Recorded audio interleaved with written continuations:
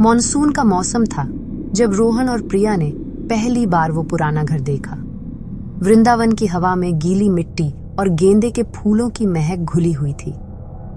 रोहन, एक आर्किटेक्ट जिसे पुरानी इमारतों से प्यार था, उसने तुरंत उसकी क्षमता देख ली। हवेली एक शांत गली में खड़ी थी।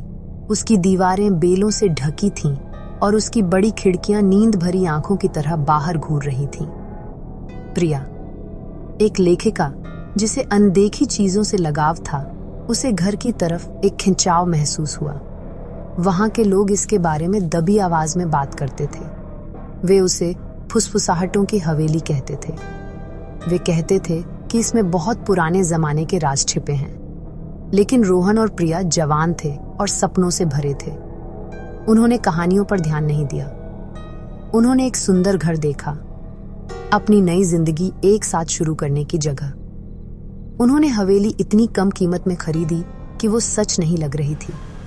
रियल एस्टेट एजेंट, एक घबराया हुआ आदमी जिसकी आंखें इधर उधर घूम रही थीं, उसने कागजात जल्दी जल्दी निपटाए। वह रुका नहीं। वह सूरज ढलने के बाद रुकना नहीं चाहता था। रोहन हंस पड़ा। उसने सोचा कि यह सिर्फ स्थानीय अंधविश्वास है, शहर के इतिहास में रंग भरने का एक तरीका। प्रिया को हालांकि थोड़ी रोमांच महसूस हुई। एक भूतिया घर, कितनी बढ़िया कहानी बनेगी। उसने खुद को बड़ी मेहराबदार खिड़की के पास लिखते हुए सोचा। पुराने घर की हल्की आवाजें ही उसकी एकमात्र साथी होंगी। वे संदारानी में अंदर जाने के लिए उत्सुक थे, धूल भरे कमरों को हंसी और प्रकाश से भरने के लिए, और इस भूली हुई जगह को अपना प्यारा ठिकाना बनाने के लिए। पहली कुछ रातें शांतिपूर्ण थीं, लगभग धोखे से भरी। एकमात्र आवाजें एक पुरानी इमारत के रात के लिए बसने की चरमराहट और कराहट थीं। एक फर्श की लकड़ी यहाँ आह भरती, एक दरवाजा वहां फुसफुसाकर बंद हो जाता। खिड़की के शीशे में एक दरार से हवा एक अकेली धुन सीटी बजाती। रोहन और प्रिया बिस्तर पर लेटे घर के मधुर संगीत को सुनते। ये सिर्फ एक पुराना घर है, रोहन कहता। उसकी आवाज में भरोसा भरा होता। ये सब यही आवाजें करते हैं। प्रिया सिर हिलाती, हालांकि उसका एक हिस्सा कुछ और सुन रहा था, कुछ जिसके बारे में स्थानीय लोगों ने उन्हें चेतावनी दी थी। बड़े कमरे विशाल और खाली महसूस होते थे, लेकिन अभी तक खतरनाक नहीं। उनकी चुप्पी खतरे से ज्यादा विचारशील थी। उन्होंने अपने दिन सफाई और मरम्मत में बिताए। रोहन ने घर को उसकी पुरानी शान में वापस लाने की योजनाएं बनाई, जबकि प्रिया ने हर कोने और दरार को खोजा। उसे एक धूल भरी लाइब्रेरी मिली जिसमें ऐसी भाषा में किताबें थीं जो उसे समझ नहीं आती थीं। उसे एक छोटा दीवारों वाला बगीचा मिला जहां जंगली फूल बेतरतीब ढंग से उग रहे थे। घर उनके चारों ओर जाग रहा था, लंबे अकेले सालों की धूल झाड़ रहा था। यह एक सोते हुए विशालकाय की तरह महसूस हुआ, और वे ही थे जो उसे उसकी नींद से जगा रहे थे। शुरुआती शांति एक कोमल कंबल थी, उन्हें झूठी सुरक्षा में झुला रही थी, इससे पहले कि हवेली का असली स्वभाव अपने नए अनजाने निवासियों को खुद को प्रकट करने का फैसला करता। यह शांति ज्यादा देर नहीं टिकी। प्रिया के सपनों के साथ यह खत्म होने लगी। हर रात वह खुद को एक लंबे अंधेरे गलियारे में चलती पाती जो घर में था ही नहीं। उसके सपनों में हवा ठंडी थी और एकमात्र रोशनी एक अदृश्य स्रोत से आ रही थी। उसे दीवारों के किनारे पर परछाइयां चलती दिखती, लंबी और विकृत आकृतियां जो उसे हर कदम पर देखती लगती थी। गलियारे के अंत से एक धीमी लयबद्ध मंत्र गूंजता, एक ऐसी आवाज जो दुखद और क्रोधित दोनों थी। वह झटके से उठ जाती, उसका दिल जोर से धड़क रहा होता। भूतिया मंत्र अभी भी उसके कानों में हल्का गूंज रहा होता। रोहन उसे पकड़ लेता, यह कहकर कि यह सिर्फ एक बुरा सपना है, लेकिन डर बहुत असली लगता था। जल्द ही अजीब औगरीबी उसके सपनों से निकलकर उनके जागने के घंटों में आ गई। यह छोटी छोटी चीजों से शुरू हुआ।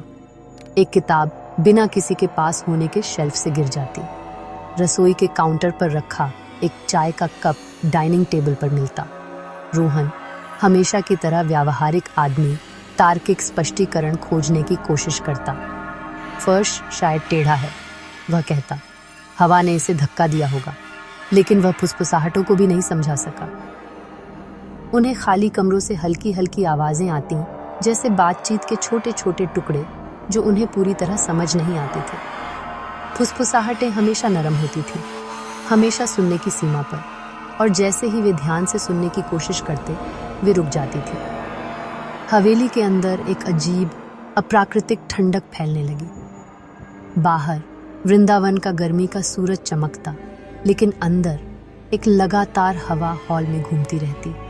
ये ऐसी ठंडक थी जो उनकी हड्डियों में समा जाती थी, एक ऐसी ठंडक जिसका मौसम से कोई लेना देना नहीं था। वे सभी खिड़कियां और दरवाजे बंद कर देते, लेकिन ठंडी हवा फिर भी अंदर घुस जाती, पर्दों को सरसराती और मोमबत्तियों की लपटों को जंगली तरीके से नचाती। ऐसा लगता था जैसे घर खुद एक ठंडी सांस छोड़ रहा हो, उसकी नींव से एक आह। उनकी उपस्थिति की गर्मी उस लगातार भूतिया ठंडक से लड़ने के लिए पर्याप्त नहीं थी, जिसने हवेली को अपना बना लिया था। एक रात जब बाहर तूफान चल रहा था, भूतिया घटनाएं और बढ़ गईं। फुसफुसाहटें तेज हो गईं और ज्यादा साफ हो गईं। वे लगभग एक महिला की आवाज सुन सकते थे, धीरे धीरे रोते हुए। फिर उनके ऊपर की मंजिल से एक चीख आई। यह सिर्फ डर की आवाज नहीं थी, यह शुद्ध पीड़ा और आतंक की एक भेदी चीख थी, जिसने गड़गड़ाहट के शोर को चीर दिया। यह घर में गूंज उठी, एक ऐसी आवाज जो इतनी डरावनी थी कि उन्होंने उन्हें वहीं जमा दिया। चीख दर्द और दुख से भरी थी, एक ऐसी चीख जिसे सदियों से दबाकर रखा गया था। तार्किक स्पष्टीकरण के सभी प्रयास गायब हो गए। वे घर में अकेले नहीं थे, यहाँ कुछ भयानक हुआ था, और उसकी याद अब अंधेरे से उन पर चिल्ला रही थी। डर घर में एक परमानेंट मेहमान बन गया था, एक परछाई जो कमरे दर कमरे उनका पीछा करती थी। उन्होंने लाइट जलाकर सोना शुरू कर दिया, लेकिन हवेली का अंधेरा ऐसा नहीं था जिसे रोशनी आसानी से दूर कर सके। फर्श की हर चरमराहट उन्हें चौंका देती, हवा की हर फुसफुसाहट उनके रूह को कंपा देती। जिस आलीशान घर से उन्हें प्यार हो गया था, वह अब एक जेल जैसा लगता था। उसके लंबे गलियारे अनंत तक फैले हुए लगते थे, और उसके कई कमरे ऐसे लगते थे जैसे वे भयानक राज छुपा रहे हों। अंदर आने पर जो खुशी उन्हें हुई थी, वह अब नहीं थी। उसकी जगह एक लगातार परेशान करने वाली चिंता ने ले ली थी। वे अपने ही घर में घुसपैठियों की तरह घूमते थे, इस डर से कि वे आगे क्या जगा देंगे। एक और लंबी डरावनी रात में उन्होंने आखिरकार उसे देखा। वे लिविंग रूम में एक साथ दुबके हुए थे, आग जल रही थी। तभी हालवे में एक हरकत ने उनका ध्यान खींचा। हॉल के अंत में एक आकृति खड़ी थी, एक महिला जिसने सफेद साड़ी पहन रखी थी। उसकी आकृति धुंधली थी, लगभग पारदर्शी, जैसे कि वह चांदनी और धुंध से बनी हो। वे उसका चेहरा नहीं देख पा रहे थे। वह उसके लंबे काले बालों की गहरी परछाइयों में छिपा हुआ था, जो उसके कंधों पर गिरे हुए थे। वह बस वहीं खड़ी थी, बिल्कुल शांत, गलियारे के अंधेरे के खिलाफ एक खामोश, दुखद सिलहूट। हवा असहनीय रूप से ठंडी हो गई और आग बुझ गई। हालांकि उसका चेहरा छिपा हुआ था, वे उसकी आंखें उन पर महसूस कर सकते थे।